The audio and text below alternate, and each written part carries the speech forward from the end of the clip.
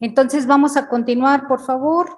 Voy a presentar con ustedes a la doctora Constanza Villanueva. La doctora actualmente es nuestra jefe del servicio de rehabilitación. Ella es egresada de la Facultad de Medicina de la Ciudad de México. Tiene la especialidad en Medicina de Rehabilitación por el Instituto Nacional de Rehabilitación, avalado por la Universidad Autónoma de México. Cuenta con la maestría en Nutrición, Alimentación y Metabolismo por la Universidad de Navarra en España, y actualmente es la jefe de servicio de rehabilitación pediátrica en el Hospital Psiquiátrico Infantil Juan N. Navarro. Un aplauso, por favor, para recibir a la doctora. Nos acompaña también Lupita, Guadalupe Geraldina Sierra González.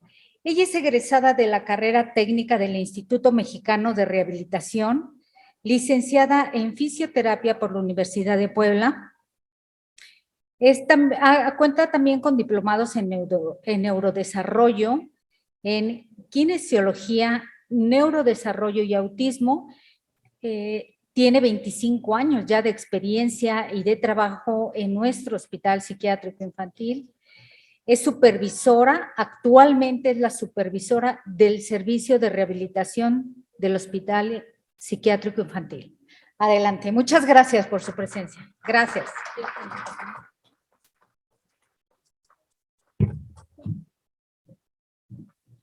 Buenas tardes, vamos a tratar de ser lo más rápidos posibles porque ya les prometieron la comida y así no se pueden concentrar.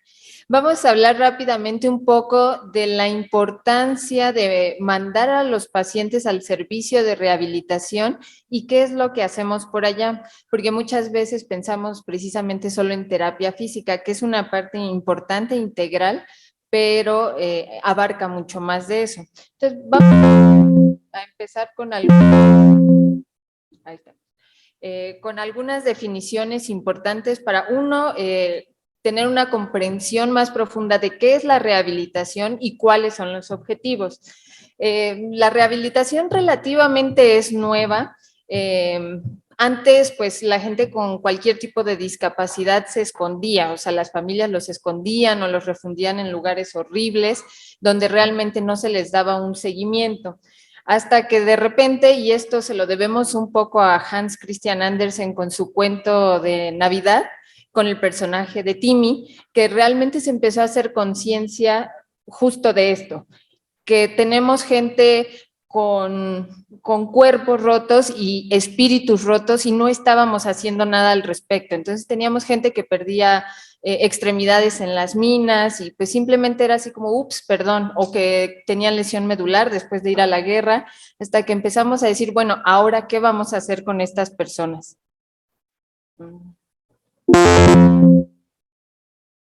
La medicina de rehabilitación es una especialidad médica que nos va a dar el tratamiento farmacológico, físico y técnico con intervenciones vocacionales y educacionales. Esto es con el objetivo, y esto es muy importante, de prevenir, reducir al mínimo inevitable, porque no siempre podemos evitar secuelas o discapacidad permanente, pues las consecuencias ya sea funcionales, físicas, psíquicas, sociales y económicas de las enfermedades y cuantas situaciones se originen una discapacidad ya sea transitoria o definitiva. ¿Puedo cambiar de micrófono? Creo que va a ser un poquito más fácil así para no estar nada más ahí. En la rehabilitación vamos a echar mano de todos los recursos disponibles y por esto muchas veces es importante que el paciente sí vaya a la unidad a recibir su sesión de terapia para poder reducir el impacto de la discapacidad y cualquier condición discapacitante. Todo esto con el propósito de habilitar al paciente y a las personas para alcanzar una integración óptima en la sociedad. Entonces, al final, pues todos nosotros, ¿cuántos pacientes tenemos que no pueden ser funcionales, que no logramos que regresen a la escuela o eventualmente algún trabajo y que sea gente productiva para la sociedad? Y esto es parte importante de lo que hacemos y nos interesa en rehabilitación. Específicamente hablando ahorita de la rehabilitación pediátrica, podemos decir que son técnicas enfocadas a lograr el máximo desarrollo, y aquí hago mucho énfasis que es importante empezar lo antes posible. Si cualquiera de ustedes en sus consultas detecta algún foco amarillo, algún foco rojo, algún retraso, no importa si el paciente tiene 6 meses, tiene 1 año, tiene 5 o tiene 18 años, es importante en ese momento referirlo. ¿Por qué? Pues vamos a tratar de prevenir secuelas y estimular el desarrollo. Esto, la pediatría abarca pues desde los 0 meses hasta los 18 años, y sí podemos trabajar con bebés incluso en la terapia intensiva, y cambia mucho el pronóstico si empezamos una intervención temprana. Otra definición importante, porque a veces esto nos confunde un poco, qué es la integración, qué es la participación y cuál es el objetivo de… nuestro objetivo siempre es que el paciente logre una buena integración. Aquí, ¿qué quiere decir? El paciente, el niño o persona va a poder ingresar y hacerse parte de un todo, que generalmente pues esto nos habla de la sociedad. Es decir, que el paciente pueda integrarse a las actividades de la sociedad y ser productivo para la sociedad. Y la participación es el acto de involucrarse en una situación, es decir, que el niño a lo mejor pueda participar en las actividades lúdicas en la escuela, por ejemplo. Una restricción en la participación nos va a hablar o va a hacer referencia a los problemas que tiene un individuo que va a experimentar el paciente para poderse involucrar. Y esto muchas veces es no tanto por el paciente, sino por los que estamos alrededor. ¿Cuántas veces en la escuela los maestros pues no segregan a esos niños o no les ponen atención, o como es más fácil, no los dejan participar en las actividades? Y el objetivo ya, y eso ya está en la ley, en educación, es que todos los niños deben de estar integrados y participar en las escuelas. ¿Quién vamos a decir que tiene discapacidad? Cualquier persona que tenga una deficiencia, ya sea física, intelectual o en la salud mental o sensorial. Y esto quiere decir que cuando interactúa esta discapacidad con diversas barreras, va a impedir que el paciente pueda participar de forma plena y efectiva en la sociedad en igualdad de condiciones. Esto es una gráfica que acaba de sacar en Sanud de las dificultades en el funcionamiento de los niños por cada dominio en México, ya sean niños de entre 2 y 4 años y niños entre 5 y 17 años. No sé qué tan claro se alcance a ver, pero una de las principales en niños pequeños es la comunicación. Entonces, cuando tenemos niños que tienen problemas en el lenguaje o en la comunicación, no es normal, no hay que esperar o no es un niño flojo, algo está pasando ahí que está generando ese retraso. Entonces, los problemas de lenguaje y comunicación hay que atenderlos inmediatamente, se notan. Tenemos también problemas de aprendizaje, alteraciones en el juego, audición, la motricidad y para caminar en menor medida. Ahora sí vemos, y esto pues nos atañe mucho a nosotros como hospitales psiquiátricos, vean nada más la ansiedad y la depresión, o sea, son de las primeras causas que van a generar dificultad en los adolescentes para que tengan un buen desarrollo.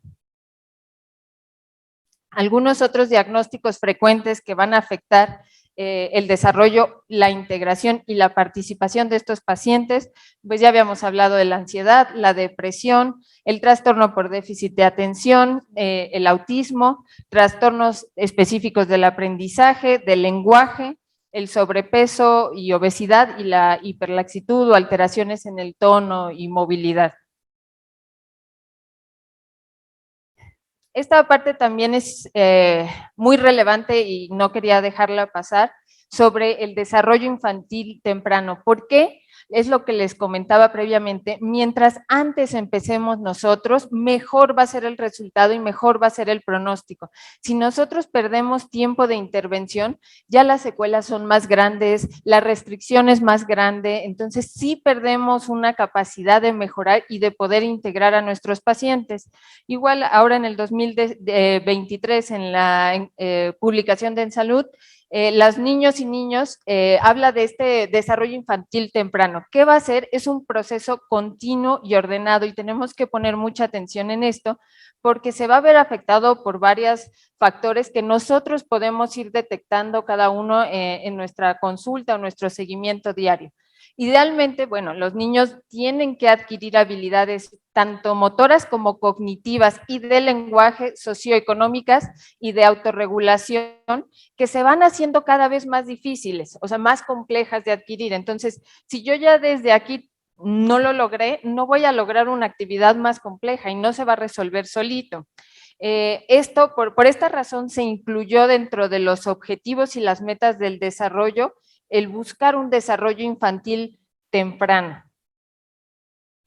¿Qué nos puede potenciar o qué nos potencia este desarrollo? Uno, por parte de todo el personal de salud, pero sobre todo de los cuidadores primarios, un cuidado sensible y cariñoso, donde se satisfagan las necesidades de salud y de nutrición. Tiene que ser responsivo, emocionalmente receptivo y estimular el desarrollo en un ambiente donde tenga las oportunidades de aprendizaje y exploración. Y muchas veces por la situación que a veces no depende ni siquiera de los cuidadores, el nivel socioeconómico, las condiciones de la zona que viven, ya desde ahí, aquí empezamos mal, porque no lo tenemos y no tienen las mismas ventajas que a lo mejor otros niños. Necesitamos lo que todos deberíamos de hacer como país, como institución de salud y como cuidadores primarios, es proteger contra todas las adversidades a estos niños. Los métodos de disciplina violento, que esto, bueno, pues ya todo el personal de psicología no me dejará mentir, pues son un ejemplo de un ambiente adverso.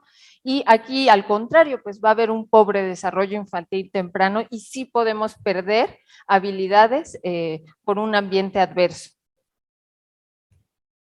Otra cosa importante a identificar, porque esto lo van a ver mucho seguramente en sus consultas, son estos síntomas neurológicos blandos. Porque a pesar de que todavía no podemos tener un diagnóstico, vamos a tener un foco de alerta, es decir, me va a decir algo aquí no está bien y por ende es un niño que tenemos que seguir, que tenemos que estudiar porque algo está pasando. Entonces, ¿de qué nos hablan? De que hay una interrupción en las redes de trabajo neuronal en áreas córtico-subcorticales. ¿Esto qué quiere decir? No van a ser alteraciones que podamos localizar, por ejemplo, en una resonancia magnética, como podría ser la leucomalacia cuando tengo un daño motor. Los estudios probablemente sean normales, entonces no los voy a poder localizar, pero sí los puedo detectar clínicamente. Tenemos pues un amplio rango de síntomas que podemos presentar, se van a relacionar mucho con la integración perceptivo-sensorial, con la coordinación motriz, el balance, la secuenciación de actos motores complejos y exceso de movimientos. Los signos iniciales van a ser importantes porque nos van a hablar de un trastorno evolutivo con un origen en el desarrollo neurológico. Entonces, por eso les digo, no es normal que un niño tenga estos síntomas. Es un niño que hay que parar, hay que estudiar y a lo mejor referir a los especialistas que esto requiera. ¿Qué necesitamos hacer? Pues una evaluación para hacer una detección temprana del desarrollo, porque estas dificultades del neurodesarrollo muchas veces pasan ya inadvertidas, los vemos ya en niños mucho más grandes con secuelas que ya son mucho más severas y pues son una causa importante de fracaso escolar o incluso deserción escolar. Y viéndolo retrospectivamente hemos visto que estos síntomas o estos datos se asocian con un diagnóstico posterior de algunas enfermedades psicológicas y psiquiátricas. Entre las más importantes va a estar la esquizofrenia, el trastorno obsesivo compulsivo y muy frecuentemente un trastorno por déficit de atención y hiperactividad. Entonces, los síntomas neurológicos blandos sí tienen una relación estrecha con la presencia de dificultades en el aprendizaje y en el neurodesarrollo. Si los ven, estudien a esos niños y no lo dejemos pasar. No hay niños realmente flojos. ¿Puede haber papás flojos que no dan la estimulación? Sí, pero los niños no. Los síntomas neurológicos blandos en personas con un nivel socioeconómico bajo van a repercutir bastante más porque encima de eso tenemos poca estimulación ambiental, hay más riesgo de complicaciones, ya sea durante el embarazo, durante el parto o en los primeros días de nacimiento. Acuérdense que es muy importante estos primeros 1000 días desde el embarazo hasta el nacimiento en el desarrollo de los niños. Entonces, el objetivo es empezar a intervenir, digo, idealmente desde el momento que hay un embarazo, pero cuando nos llegan ya nosotros después, en ese punto y lo antes posible. Estos niños generalmente tienen una nutrición pues más deficiente, tienen más susceptibilidad a enfermedades durante el crecimiento. Entonces, en México, la población entre 5 y 14 años de edad es de aproximadamente 20 millones. Entonces, no es un número nada bajo, nada despreciable. Y de estos 20 millones, un 15% va a tener problemas en el desarrollo y esto va a repercutir en el ámbito escolar y afectivo. ¿Cuáles van a ser los principales síntomas que vamos a poder detectar? Por ejemplo, en niños menores de 6 meses vamos a tener alteraciones en la psicomotricidad, problemas en el lenguaje, ya sea expresivo, comprensivo, para articulación, en la estructuración espacial, visopercepción, memoria icónica, lectura, escritura y atención. Entonces, si vemos estos, no lo dejen pasar, no va a mejorar solo ni espontáneamente. Es una bolita pequeña en este momento que si dejamos pasar se va a convertir en una bola mucho más grande. Entonces aquí hacemos mucho énfasis en la intervención temprana porque mientras más crezca el niño y más tiempo pase sin una intervención, más grandes y más difíciles van a ser la posibilidad de cerrar esa brecha en el desarrollo que tiene un niño comparado con otro. Importante, los primeros 3 años se va a desarrollar el 85% del cerebro. Entonces, si yo alcanzo a hacer una intervención antes de eso, voy a mejorar mucho el pronóstico en estos niños y vamos a poder hacer que esa diferencia sea mucho más pequeña o mínima. Parte de lo que hacemos en rehabilitación y hacemos mucha énfasis y lo repetimos una y otra vez es la intervención temprana. ¿Qué va a hacer esto? No es lo mismo intervención temprana que una estimulación temprana. La estimulación temprana es para niños sanos que van bien en el desarrollo. Cuando tenemos niños que tienen o datos, focos amarillos o focos rojos, tenemos que hacer un programa de intervención y esto ya amerita un seguimiento y una estructura mucho más especializada. La idea va a ser poder promover y estimular todos los patrones e interacciones en la familia para dejar la mejor manera posible o estimular de la mejor manera el desarrollo del niño. Este no es un trabajo nada más de nosotros, es un trabajo de todos los profesionales de la salud que estamos en contacto con ese niño, pero también con los padres. Si nosotros no involucramos a los papás, podemos hacer y no vamos a avanzar como deberíamos. Nuestros objetivos, uno, es apoyar a la familia para que a su vez ellos puedan apoyar a los hijos, que sepan qué hacer, qué significa, qué pueden esperar. Vamos a promover el desarrollo en las áreas importantes o más clave, como es la motricidad y la comunicación. Promover también la confianza en los niños para que puedan afrontar ciertas situaciones difíciles, porque pues ya sabemos que en la escuela muchas veces el bullying o el maltrato que se les da. Y poder prevenir futuros problemas. La intervención temprana, y esto es parte de lo que la diferencia de una intervención temprana, es ese grupo multidisciplinario que lo va a trabajar. Y esto se puede empezar desde el nacimiento o en el momento en el que se detecte. Entonces, el equipo lo hace, sí, los médicos de rehabilitación, pero también el pediatra, el psiquiatra, el psicólogo, todos los terapeutas, todos los que estamos involucrados, y tenemos que tener una buena comunicación entre nosotros sobre cuáles son los objetivos del paciente. Hablando específicamente de rehabilitación, vamos a trabajar con terapia física, ocupacional, lenguaje. hacer referencias médicas tempranas si veo que hay un problema de audición, un problema de visión, empezarlo a tratar lo antes posible, todo para promover la salud, el bienestar, minimizar los retrasos, potenciar las habilidades y atender la discapacidad emergente y existente. Para esto hay que dar una buena lectura a lo que sucede con el niño. ¿Qué me está pidiendo? ¿Qué necesita el niño? ¿Qué necesita la familia para poder brindarle ese soporte?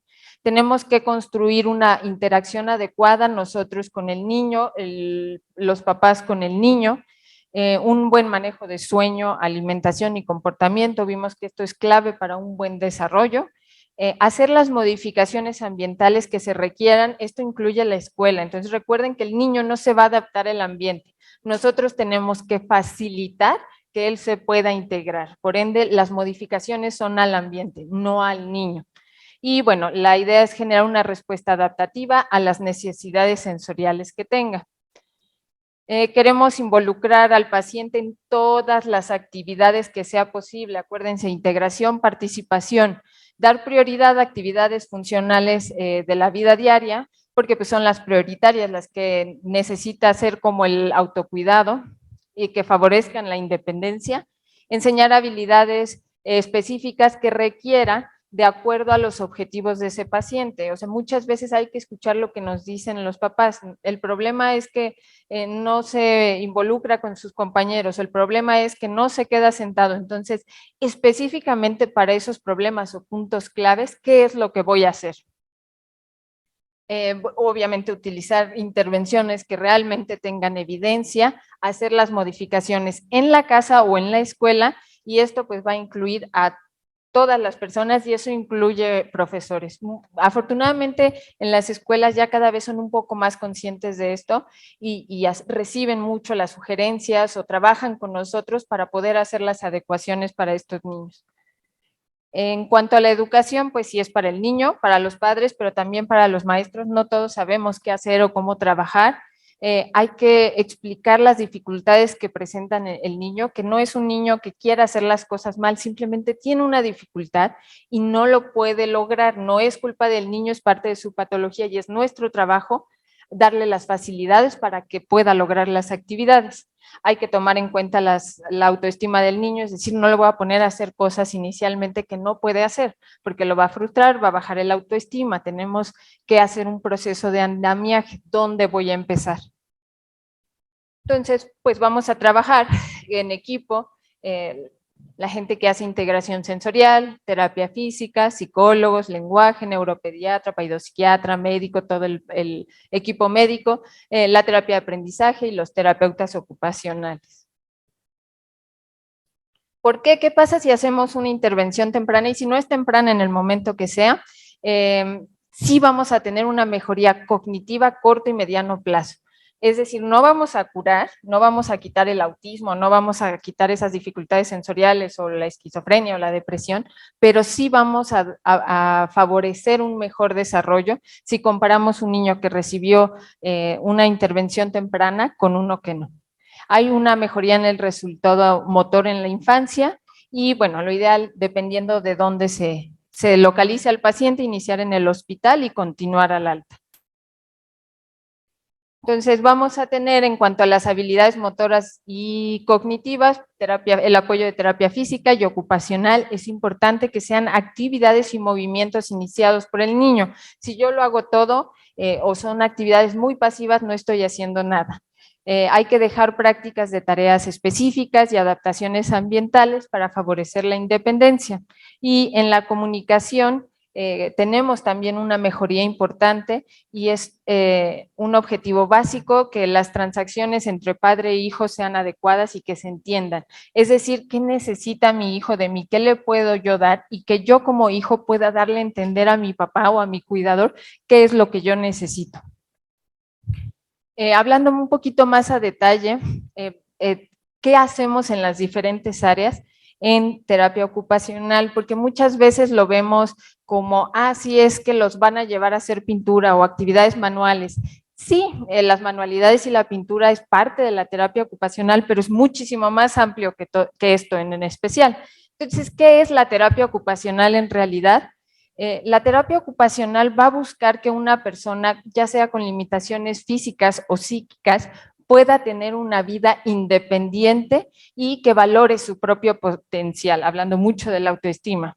Nos va a ayudar y va a trabajar con las diversas actividades para que el paciente se pueda adaptar de manera efectiva a su entorno físico y social. Entonces, no es nada más tratar una enfermedad, es decir, esta persona se puede integrar, pueda ser productiva y disfrute su vida. Esto también es muy importante. Y ocupación, a veces lo pensamos mucho como trabajo, pero va más allá de eso. Más bien son todas las tareas que van a ocupar el paciente, las que sean. ¿Van a depender de la edad? Pues sí. Para los niños, ¿qué ocupaciones van a ser relevantes? El poder jugar, el poder aprender, por ejemplo. También va a encargarse de la prevención y el diagnóstico funcional de investigación y tratamiento de las ocupaciones. ¿Qué vamos a trabajar ahí? Por ejemplo, el cuidado personal, que el niño se pueda alimentar solo, que el niño se pueda asear solo. Las áreas de esparcimiento, esto es también muy importante, el disfrute de la vida, del juego y la productividad, ya sea en la escuela o eventualmente en el área laboral. ¿Cuáles van a ser nuestros objetivos?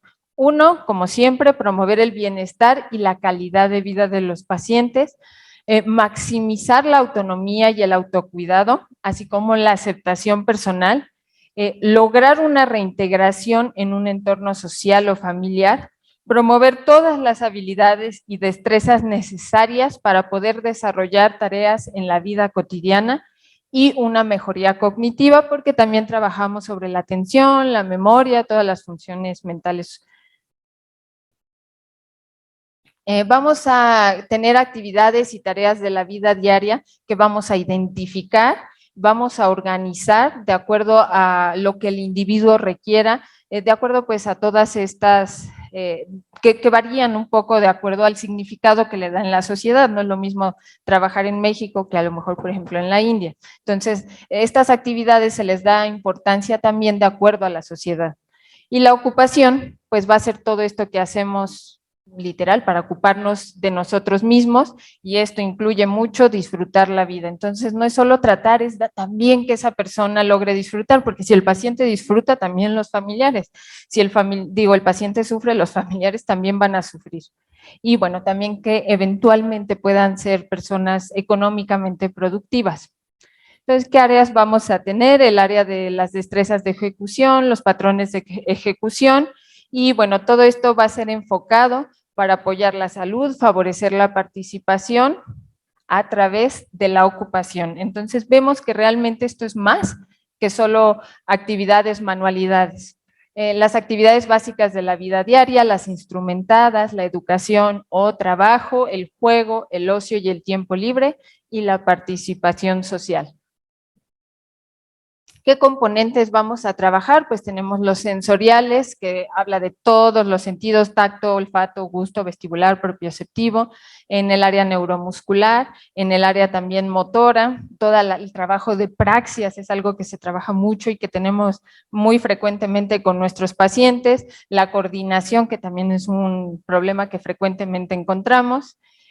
Toda el área cognitiva, hacia la memoria, el aprendizaje, el integrar el aprendizaje, categorización, secuencias. En la parte psicológica, justamente esta parte de roles, de autoestima, la conducta social y el manejo de sí mismo. Entonces, bueno, estas son algunas actividades extra, no todo es manualidades, y la terapia ocupacional es importantísima.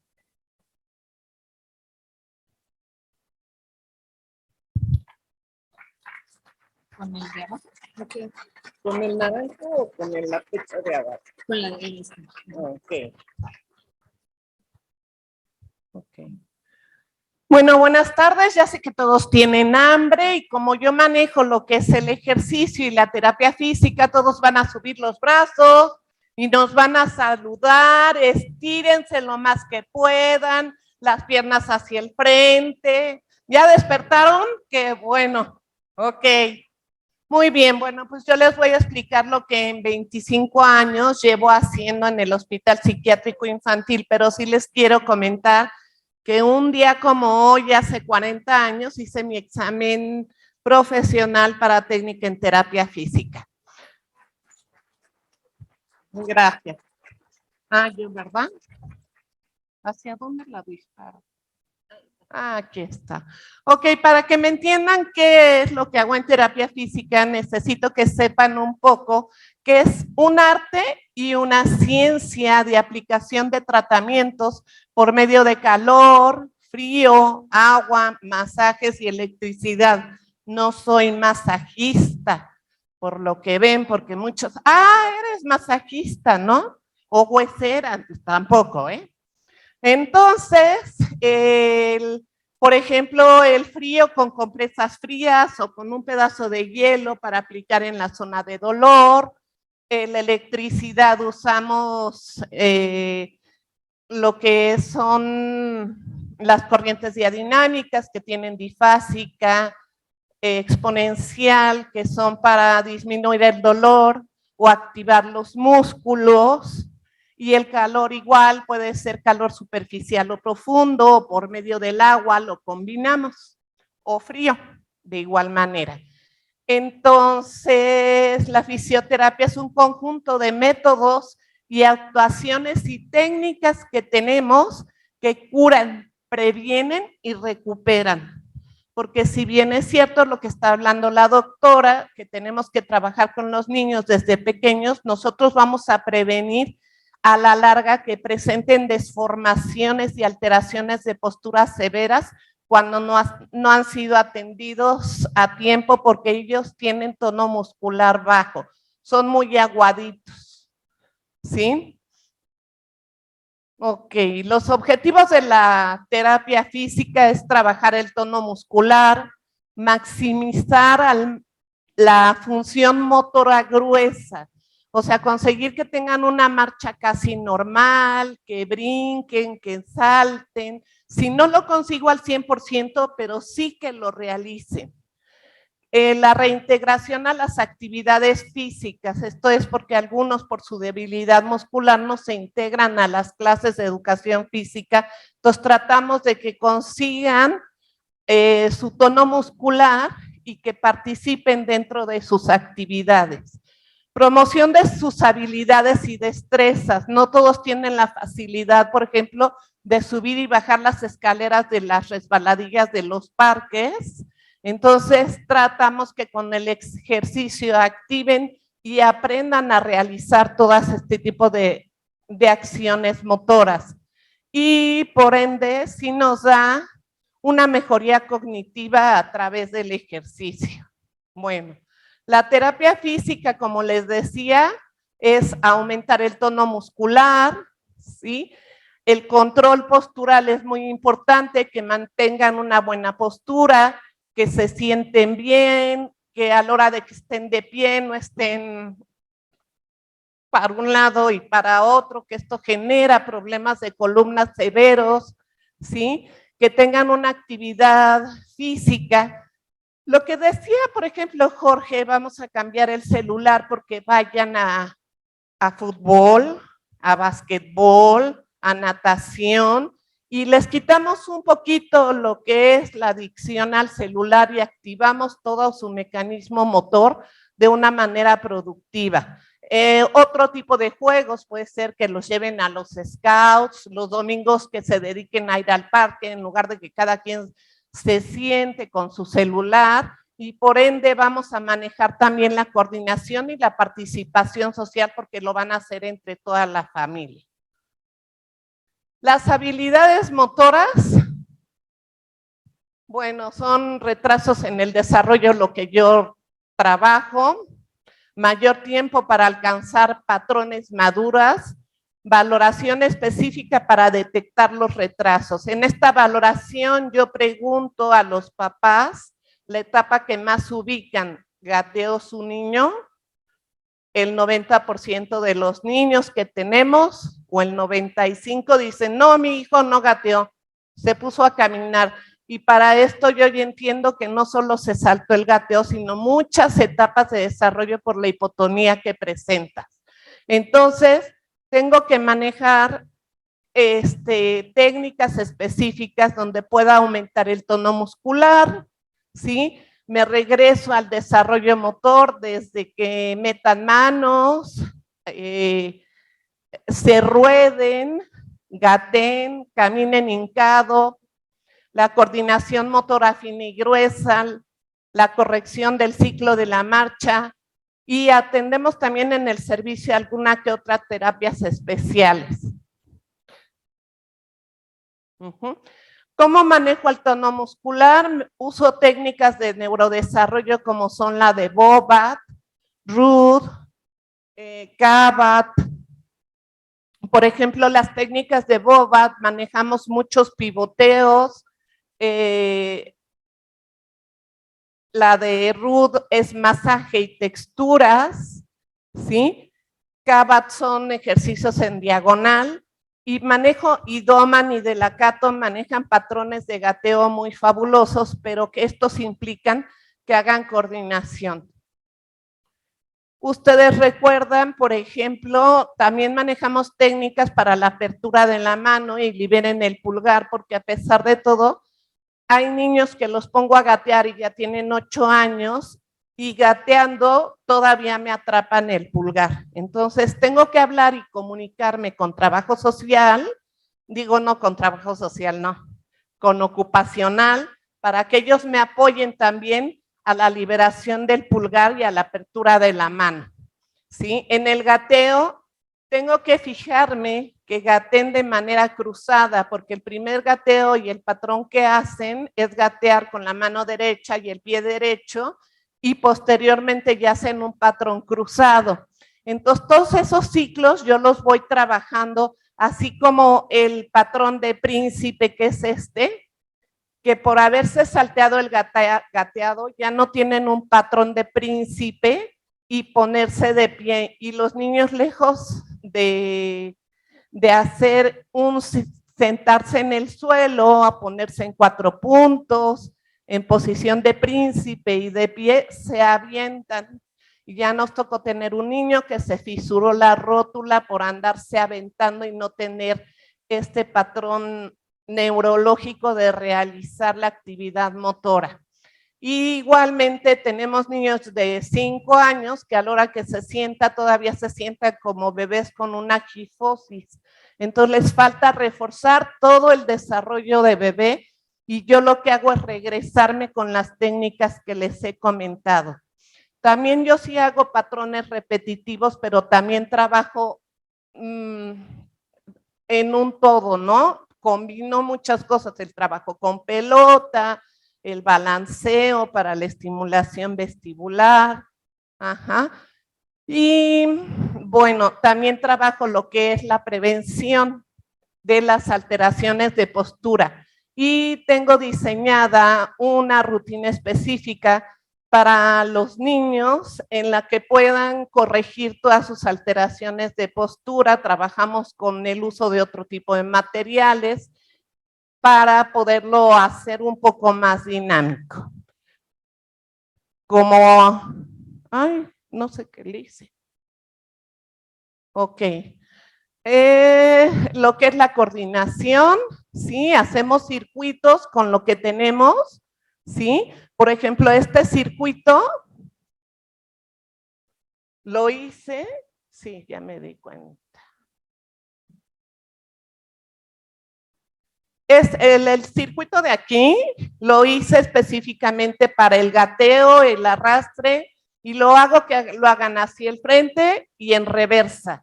No los estoy corrigiendo porque yo lo que les digo que es que la práctica hace al maestro, y conforme lo vamos practicando ellos van mejorando. Y tengo circuitos en los que voy a trabajar específicamente el ciclo de la marcha, que en el ciclo de la marcha cuando caminamos lo que hacemos al principio es apoyar nuestro talón, pero a la hora para poderlo apoyar tengo que levantar la pierna y hacer una triple flexión. Entonces, para este ejercicio del talones, una compañera que ya se jubiló, que se llama Rosenda Rubí Velasco, y una servidora, creamos unos cinturones que le llamamos rulus. Y entonces lo ponemos en la punta del pie, en ambos pies, y voy jalando para que el niño aprenda a caminar de talones y aprenda a sentir cada una de las partes de su cuerpo de cómo están. Hemos tenido bastante éxito con esto, la verdad.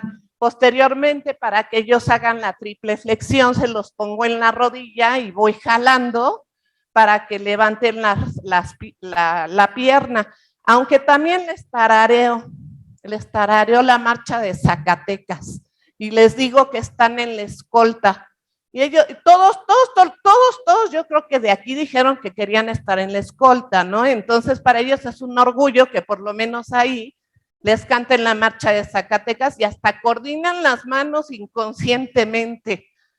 Entonces, eso me ayuda mucho. Les quiero platicar rápido de este niño que está aquí, el de la, ahora sí no le moví nada, pero el único niño que está ahí en la escalera, tiene la pantorrilla muy gordita, son los gastrocnemios, ¿sí? Le detecté distrofia muscular progresiva tipo Duchenne. Ok, entonces, ese otro niño también con distrofia. Circuitos para mejorar la marcha con los bancos, lo hacemos, y les pido a los papás que cuando levanten la pierna, la hagan derecha, porque nuestros niños caminan con las piernas hacia afuera y con la planta de los pies, no tienen un ciclo de la marcha normal por todo el desarrollo que se fueron brincando, ¿sí? Aquí es un ejemplo de los tirantes, de hecho nosotros les damos el material, es como listón de lo de las mochilas y una hebilla, y ya lo cosen los papás y los ponemos a trabajar. Esta es la secuencia de Príncipe que los pongo a practicar toda la secuencia desde los niños de 10 años, 6 años, hasta 12 años, porque no la tienen básicamente, ¿sí? Los enseño a brincar de cojito, ¿sí? Es uno de gateo que va de reversa en esa diapositiva, ¿sí?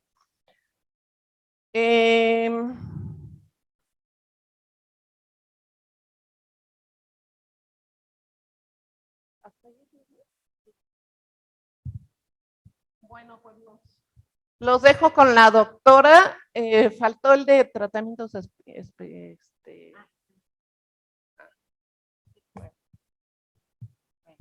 Aquí es trabajo en equipo, chicos. Ahorita regresa Lupita. Le pedí hablar como un poco de esta parte yo y les prometo ya casi vamos acabando. Después de esto solo nos falta lo sensorial, que es algo relativamente nuevo. Entonces son ejercicios orientados a actividades específicas. Que se recuerdan que les decía, es importante escuchar a los papás, ¿qué necesita mi hijo? Y a veces, por ejemplo, la queja del papá es que el niño no puede subir las escaleras de la resbaladilla y no se puede aventar con sus compañeros, por ende no se integra. Entonces yo oriento las actividades de mi terapia a que el niño logre esa actividad. ¿Y qué voy a lograr? Que el niño logre o tenga una mejor cognición, un mejor control motor. Entonces, a lo mejor voy a empezar primero que suba y baje un banquito chiquito, después que suba agarrado de un barandal y voy modificando y adecuando hasta que el niño logra esta actividad que nosotros queremos realizar. Es importante escuchar las necesidades del paciente y no a veces trabajar lo que yo creo o lo que yo quiero, hay que hacerlo pues todo. Estas actividades que se van a orientar más a procesos, se separan los componentes que voy a necesitar. ¿Por qué? Voy a necesitar subir las piernas, alternar, pero también necesito usar las manos, necesito también echarme de la resbaladilla. Entonces voy trabajando los componentes separados para después integrarlos en un todo y que podamos trabajar mejor toda esta área. ¿A través de qué? Pues toda la integración sensorial, que ahorita vamos a hablar rapidísimo de eso, la terapia kinestésica y el entrenamiento de propiocepción. ¿Esto lo quieres decir? Entonces, bueno, ¿qué vamos a lograr con este tipo de terapia? Tanto lo que hace la licenciada Lupita, toda esta terapia de juego. Uno, mejorar toda el área de las funciones ejecutivas y memoria, el juego y la socialización, la fuerza muscular, el tono, la coordinación, la marcha, la agilidad motora, que es importantísimo para que el niño logre integrar todas las actividades adecuadas a su edad en el desarrollo. La hidroterapia. Tenemos servicio de hidroterapia, afortunadamente, que nos ha ayudado mucho, por ejemplo, en las pacientes que tienen hiperactividad, nos mejora a la hora que salen del agua poder trabajar mejor con ellos y mejoran también su atención y por ende el trabajo es mejor para ellos y tenemos mejor resultado. Tiene un estímulo sensorial que favorece, como les digo, la atención y sobre todo mejora la movilidad. Por ejemplo, los niños con autismo que caminan mucho de puntitas, tienen contractura en la banda isquiotibial, sóleo, gemelos, y entonces me es más fácil hacerles los estiramientos después de que entraron al agua que sin que hayan entrado al agua, y me tardo más tiempo en poderle hacer los estiramientos cuando no hay hidroterapia que cuando están entrando a hidroterapia. Bueno, dentro de las terapias especiales empezamos a manejar un programa hace como 15 años de enuresis con el doctor Ricardo López, pero tenían que ser niños que tuvieran disrafia espinal realmente y les poníamos corrientes exponenciales y ejercicios de Kegel modificados para niños que son para el problema de la incontinencia urinaria. Y teníamos un éxito del 95% en estos niños atendidos. Hay niños coleccionadores de fracturas, entonces después de una fractura necesitamos reactivar al músculo para que pueda volver a integrarse a las actividades. Los niños, tenemos niños con problemas de columna por su hipotonía, empiezan a presentar problemas de escoliosis, gifosis, compensan con hiperlordosis y hay técnicas específicas para la corrección de estas alteraciones de la postura.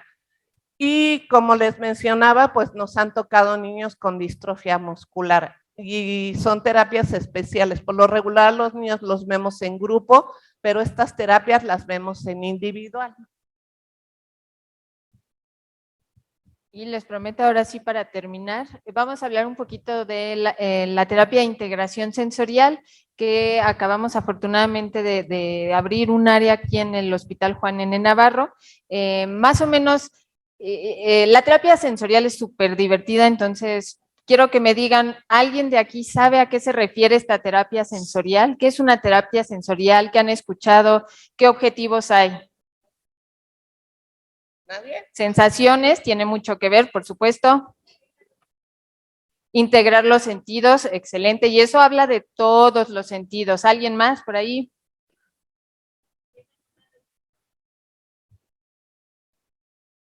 Es correcto. Entonces, es una terapia que a veces pensamos mucho que es como pura textura y tacto, y no, como bien dicen por ahí, va a involucrar a todos los sentidos. El procesamiento sensorial es una actividad verdaderamente compleja.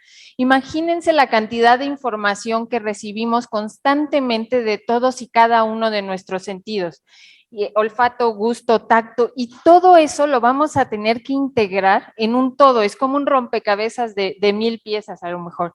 Entonces, en cuestión de segundos, yo tengo que armar ese rompecabezas y sacar mi rompecabezas armado. Es un proceso verdaderamente complejo. Entonces, realmente muchas veces tenemos niños que tienen, o adolescentes, o incluso adultos, luego uno se va dando cuenta conforme lo va viendo, que también tiene dificultades sensoriales. Claro, aquí lo importante va a ser, pues no que me moleste ir a un restaurante con ruido, al final pues en general podemos adaptarnos y voy y estoy un rato, pero el problema es cuando esa dificultad sensorial no me interfiere en el desarrollo o interfiere en mi socialización.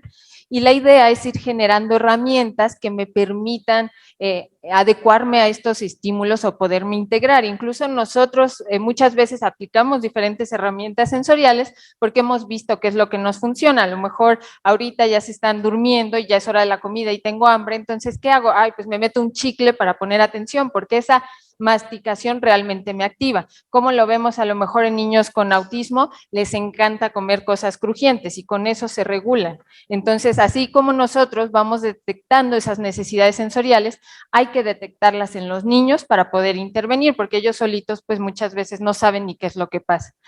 En el hospital yo trabajo mucho específicamente con la integración sensorial de Jane Eyre. Jane Eyre fue una terapeuta ocupacional, hizo un doctorado en neuropsicología y fue de las primeras en describir estas dificultades sensoriales. Antes de ella todo se le achacaba siempre al control motor y hasta que vimos que no, que realmente hay otras áreas que pueden estar afectadas y me generan dificultades similares. Entonces, la integración sensorial va a ser el proceso neurológico que va a organizar la sensación de nuestro cuerpo y del ambiente y va a ser posible, y esto es importantísimo, utilizar efectivamente nuestro cuerpo en el ambiente. Entonces, a través de la integración sensorial de todas las partes del sistema nervioso, vamos a trabajar en conjunto para que la persona pueda interactuar con el medio efectivamente y tenga una experiencia satisfactoria. Entonces, ¿qué pasa con los niños que tienen inseguridad vestibular, por ejemplo? Los subo al columpio y te agarran a guamazos con tal de bajarse. Y no es que el niño sea agresivo, es su forma de decir, esto no me gusta, esto es muy incómodo para mí, porque sí pueden ser sensaciones verdaderamente incómodas. ¿Cuántos de ustedes a veces, por ejemplo, no se marean, se suben en el coche y ya se marearon? Ese es un umbral vestibular bajo, filtra un poco esa información y sí se puede trabajar incluso en adultos. Entonces, la idea es que el niño se pueda subir al columpio, pero que lo disfrute, que la pase bien. Podemos decir que ocurrió la integración sensorial cuando el niño espontáneamente, eso quiere decir sin mi ayuda o la ayuda de nadie, puede planear y ejecutar una respuesta exitosa a alguna experiencia sensorial. Porque integración es una forma de organización, es unir todos estos incontables pedazos que tenemos de información en un todo significativo. Ay, perdón. Va a ser un proceso que va a ocurrir en el sistema nervioso muy complicado, pero las principales vías que usamos son las más grandes, la parte vestibular, propioceptiva y táctil, y son de las principales herramientas que vamos a usar en la terapia de integración de Jane Eyre. ¿Por qué? Pues todo lo que tiene que ver con el cerebro y el comportamiento. Esta teoría nos va a explicar el comportamiento, me va a permitir planificar enfocadamente un tratamiento, porque tenemos herramientas para medirlos, específicamente hablamos de la prueba EASY, donde me mide las diferentes áreas y me va a decir, aunque sea un niño de 3, de 5, de 12 años, cómo está esa valoración sensorial de acuerdo a la edad y en qué áreas tengo que hacer mi intervención. Y bueno, me permite predecir un resultado y medir que realmente mi intervención esté funcionando. Entonces, la integración es todo este entendimiento de cómo procesamos la información para lograr un buen desarrollo motor, cognitivo y emocional. El aprendizaje depende mucho de todas las habilidades del individuo para poder tomar toda esta información sensorial del ambiente y de su cuerpo para procesarla, integrarla y poderla utilizar. Entonces, palabra clave, poder utilizar toda esta información para planificar y organizar una conducta. Y ojo, nunca se expone a los niños repetitivamente a los estímulos que les molestan, no se van a habituar. Hay que ver, hacer un proceso de andamiaje y ver cómo voy a empezar a trabajar yo para que el niño sí pueda lograr una respuesta adaptativa que va a ser una respuesta adecuada o exitosa a alguna situación ambiental, que es justo lo que hablábamos acá. Entonces, para que haya una buena respuesta adaptativa, yo necesito organizar todas esas sensaciones para poder tener una respuesta adecuada. Entonces, que la próxima vez que me suban al columpio, me pueda quedar en el columpio. A lo mejor solo es 10 segundos, pero ya me quedé, ya estuve tranquilo, ya no fue una experiencia desagradable. pero si yo subo el niño a fuerzas al columpio, no se va a habituar a ese estímulo, así no se debe de trabajar, al contrario, se genera todavía más aversión. El aprendizaje es una función del cerebro y nos echamos mucho mano de toda la parte táctil, vestibular, propioceptiva, de acuerdo al perfil de cada uno. Hay quien estudia dando vueltas, hay quien estudia masticando chicle, etcétera. Entonces, tenemos que ir dando los retos apropiados para que se logre una buena adaptación y tengamos una respuesta ambiental. El aprendizaje va a depender del cuerpo, del ambiente y de todas estas experiencias sensoriales, por lo que tenemos que entender el cuerpo y su relación con el ambiente y todo para hacer sentido de esta para su uso. Acuérdense, lo importante es que yo pueda usar esta información. Y ahora sí, para concluir, si nosotros no intervenimos, ¿qué es lo que va a pasar en la vida adulta? Se ha visto que son personas que tienen mayor incidencia de depresión, ansiedad, hay disminución en la participación y en las actividades de la vida cotidiana, menor calidad de vida y satisfacción. Y para nosotros esto también es un punto clave y debería ser para todos los que estamos en el área de salud. También las habilidades motoras pues se van a ver afectadas, les va a costar trabajo manejar, integrarse a deportes grupales. En cuanto al pronóstico, el pronóstico del niño pues va a depender de la severidad del diagnóstico, ya es la última, ahora sí. Tienen más riesgo de tener dificultades para socializar, pobre autoestima, obesidad en la edad adulta, poca actividad física, alteraciones en el aprendizaje, en el trabajo, lesiones repetitivas, más riesgo de ansiedad y es más severo si aparte se asocia, y esto es muy común que lo veamos, abuso de alcohol y otras sustancias y actividades criminales. Y ahora sí, para terminar, para que se lleven esto de lo bonito que es la rehabilitación, pues creer en la rehabilitación es creer en la humanidad. Muchas gracias.